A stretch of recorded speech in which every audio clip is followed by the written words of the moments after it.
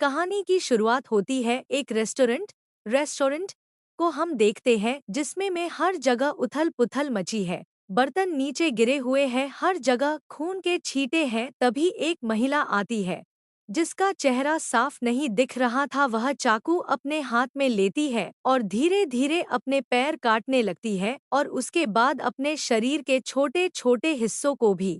जैसे ही अपने गर्दन को काटने वाली होती है, तभी एक व्यक्ति जिसका नाम रोहित है वह कहता है, नहीं नहीं।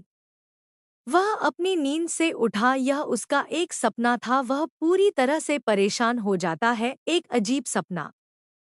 वह मगर ज्यादा नहीं सोचता और जिस रेस्टोरेंट में शेफ बावर्ची है वहां जाता है। अपने सपने के बारे में अपने कुछ दोस्तों को बताता है। वह कहते, दोस्त, लगता है तूने ज्यादा नशा कर लिया कल रात को। रोहित, हाँ शायद थोड़ा ज्यादा हो गया। सही कह रहा है तू। रोहित एक रेस्टोरेंट में काफी बड़ा शेफ है। उसके हाथ का खाना खाने के लिए दूर दूर से लोग आते हैं। उसने बहुत मेहनत की थी। उसने एक छोटे से रेस्टोरेंट से बड़े रेस्टोरेंट बनया था। बाकी लोग जलते थे रोहित की सफलता से। अब रोहित अपना काम करके अपने घर जाता है और खाना खाने के बाद सो जाता है। एक उथल पुथल रेस्टोरेंट, खून के छींटे। वे महिला फिर अपने शरीर के अंग काटने लगती है। रोहित फिर कहता है, नहीं नहीं। वह उठा, देखा रात के 2 बज रहे थे। वह फिर सोचने लगा, यह सपने के बारे में क्या हो रहा है मेरे साथ में। कल भी नहीं सोया और आज भी नहीं, पता नहीं क्या हो रहा है। रोहित, चलो आज इतनी जल्दी नींद खुल ही गई है तो कहीं घूम लिया जाए। वह अपनी गाड़ी से बाहर कहीं घूमने चला जाता है। वह अपनी गाड़ी एक जगह रोकता है जहां मंदिर था और सोने की कोशिश करता है और अच्छी नींद लेता है और वहीं से अपने रेस्टोरेंट जाता है। वह देखता है आज सबसे ज्यादा कौन से खाने के लिए ऑर्डर दिया और उसे ही बनता है। जब वह अपने घर जा रहा होता है तो उसे रास्ते में एक बाबा मिलते हैं। वह कहते, बाबा, तू चल मेरे साथ, तू चल मेरे साथ, मैं तुझे बचाऊंगा। रोहित, वो बाबा उधर उधर जाइए, और कुछ पैसे देकर अपने घर चला जाता है। रोहित फिर सोता है। उसे वही सपना आता है और इस बार ऐसा मानो उसका कोई गला घोट रहा है। वे बहुत मुश्किल से उठ पाता है। रोहित, क्या हो रहा है? यह सब कुछ समझ नहीं आ रहा। यह डरावना सपना क्यों आ रहा है मुझे बार बार? 6 दिन हो जाते हैं और रोहित सही से सोया नहीं था। ऐश लग रहा था अगर वह सोया तो यह सपना देख देख कर मर जाएगा या बिना सोए मर जाएगा। उसे कुछ समझ नहीं आ रहा था यह सब क्या हो रहा है। जब वह कहीं जा रहा था तो वह एक बाबा को देखता है जिनसे वह कुछ दिन पहले मिला था। उससे याद आता है, यह बाबा कह रहे थे वे बचाएंगे मुझे। रोहित परेशान होकर उस बाबा के पास जाता है। बाबा, मुझे बचा लो। बाबा, मुझे पता था तू मेरे पास जरूर आएगा जब बिना सोए हो जाएगा तेरा बेहाल। रोहित, मैं क्या करूं? बाबा मुझे बचा लो। बाबा, चल मेरे आश्रम। रोहित और बाबा बाबा के आश्रम जाते हैं और कहते हैं, बता मुझे अपने सपने के बारे में।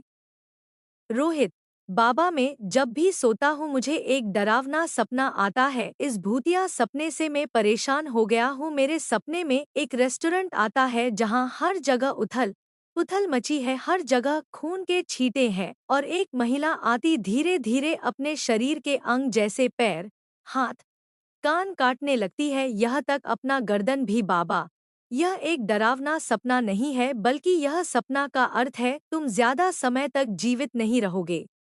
रोहित, बाबा मुझे बचा लीजिए, मुझे बचा लीजिए। बाबा, एक काम कर, तुम यह सोने की कोशिश करो, मैं यही हूँ। रोहित सोने की कोशिश करता है और उसका सपना में अब सब सही था। वह सपना देख रहा था कि उसके रेस्टोरेंट में भीड़ है, सब उसके हाथ का ही खाना चाहते।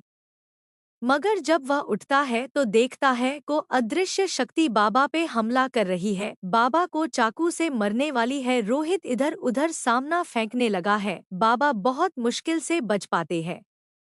रोहित, बाबा यह सब क्या हो रहा था? बाबा, यह बहुत शक्तिशाली आत्मा है, यह तुम्हें जीने नहीं देगी। मैं भी बहुत मुश्किल से बचा हूँ, अगर तुम नहीं उठते तो शायद मैं नहीं बचता। रोहित, बाबा मैं क्या करूं मुझे बताएं। बाबा कहते हमें मेरे गुरुजी के पास जाना चाहिए, अब वह ही कुछ कर सकते हैं। रोहित मैं चलूंगा, मुझे कोई दिक्कत नहीं है, अभी चलते हैं। कुछ समय पश्चात बाबा और रोहित पहुंचते हैं गुरुजी के पास, जिनका नाम रामेश्वर है। रोहित पहुंचते ही उनके पैर पकड़ लेता और कहने लगता, बाबा मुझे बचा लीजिए। रामेश्वर गुरु, चिंता मत करो, अगर तुमने कुछ नहीं किया तो कुछ भी नहीं होगा तुम्हें। बाबा जिनसे रोहित पहले मिला था उनका नाम शरेश है और रामेश्वर गुरुजी दोनों कहते तुम सोने की कोशिश करो। रोहित सोता है। रामेश्वर गुरु और बाबा शरेश दोनों कोई विधि करते हैं, वह आत्मा आती है, आप दोनों मेरे बीच में ना आए, मैं इससे मार के ही मेरा बदला लूंगी। रामेश्वर, कैसा बदला और इसने तुम्हारा क्या बिगड़ा है? वह आत्मा बताती है, 4 साल पहले की बात है। मैं और मेरा परिवार बहुत खुश थे। मैं और मेरा पति और हमारे 2 बच्चे रोहतास और शिंटू, हम सभी ने तय किया आज के दिन बाहर खाने जाते हैं इस शाम को, मगर हमें क्या पता था यह हमारी आखिरी शाम थी। हम लोग एक छोटे से रेस्टोरेंट में गए थे। वह रेस्टोरेंट छोटा था मगर 3 शेफ बावर्ची की वजह से वह चलता था और उन्हीं बावर्ची की वजह से उस छोटे रेस्टोरेंट में लोग खाना खाने आते थे। हम लोग वहां गए, हम सभी ने खाना ऑर्डर किया। उस रेस्टोरेंट में कुल 11 लोग थे। हम सभी को खाना का स्वाद थोड़ा अच्छा नहीं लगा। इस बार हम 2 बातें कह के वहां से जाने लेंगे, तभी 2 लोग वहां नीचे गिर गए और हमारा छोटे बेटा शिंटू भी, हमें लगा बेहोश हो गया, मगर अच्छे से चेक किया तो जो भी नीचे गिरे थे वे सब अब जीवित नहीं थे। एक व्यक्ति जो शेफ था वह कहने लगा, देखा मैंने कहा था यह खतरनाक हो सकता है, और भाग गया। एक व्यक्ति ने कहा यह सब इस खाने से हुआ है। हम सब ने शेफ को धमकाया तो पता चला यह लोग खाने में कुछ केमिकल डालते थे जिससे खाने में स्वाद और आए, और जो भी खाना खाएं वह बार बार यहाँ आए। मतलब वे कुछ नशीले पदार्थ का इस्तेमाल करते थे, मगर इस बार उन्होंने कुछ ज्यादा ही डाल दिया था, जिससे सभी खुश नहीं थे और 2 लोग और एक बच्चे की मृत्यु हो गई थी। हम सब बाहर भागने लगे, मगर एक शेफ जिसने उसकी बर्बादी देखी उसे लगा यह रेस्टोरेंट अब बंद हो जाएगा, हम जेल में होंगे, हमारा पूरा नाम बर्बाद। उसने और एक दूसरे शेफ ने मिलकर रेस्टोरेंट के दरवाजे बंद कर दिए और हम सब के पकड़ के मार दिया गया और हम सब के छोटे छोटे टुकड़े करके जानवरों को खिला दिया गया। रामेश्वर गुरु, तुम्हारे साथ जो भी हुआ बहुत बुरा हुआ, मगर इसमें इस रोहित की क्या गलती है? आत्मा, वह व्यक्ति जिसने खाने में केमिकल डालने का सोचा और किया वह शेफ रोहित ही है, और अपनी बर्बादी से बचने के लिए हम सबका यह हाल किया। रोहित नींद से उठता है। रामेश्वर गुरु, तुमने कुछ साल पहले 11 लोगों को मारा था। रोहित, नहीं नहीं, यह सब झूठ है, अब बस मुझे बचा लीजिए। रामेश्वर कहते हैं, तुम्हारे चेहरे की हरकत बता रही है, अब हम कुछ नहीं कर सकते। मैंने तुमसे पहले ही कहा था अगर तुमने कुछ नहीं किया तो तुम्हें कुछ नहीं होगा। एक आवाज आती है, आत्मा, कृपया करके आप दोनों मुझे अपना काम करने दे। रामेश्वर और बाबा शरेश उसे एक कमरे में छोड़ देते हैं और बाहर चले जाते हैं। रोहित, मेरे पास बहुत पैसा है, बहुत पैसा, मैं सब आपको दे दूंगा, मुझे बचा लो। रामेश्वर गुरु, शरेश, शायद बहुत ज्यादा ही पैसे हैं इसके पास, उसे बता दो इसकी एक चवन्नी भी काम नहीं आएगी। दोनों हंसते हुए बाहर चले जाते हैं।